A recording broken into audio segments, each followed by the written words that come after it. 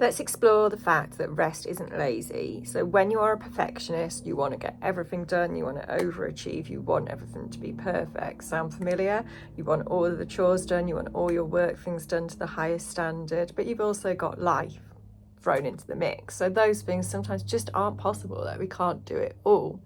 And this is often what leads to burnout, anxiety, low mood, because we run the risk of not resting. Now, there's often the perception that rest is not productive and it's lazy and we should be doing other things. But actually, that is the complete opposite. Rest is really, really productive, and it actually makes us a more focused, better, more productive version of ourselves.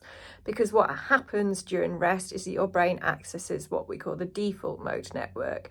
Now, the default mode network is basically like gardening for your brain. It's when your brain goes into that default mode, it sorts through all of the information from the day, it works out what we need, the thoughts that we do need to pay attention to, and it gets rid of all of the information that we don't necessarily need and the thoughts that we don't need to pay attention to. Whereas actually, if we're just sat at a screen all day, if we're on the go all the time, that is when it's overload of information for our brains. It's all building up and we can't process and take it on board. We're also putting ourselves onto fight or flight mode all the time. So if we are busy and we are doing things all the time, you are on fight or flight mode. Your brain thinks you are running away from a polar bear.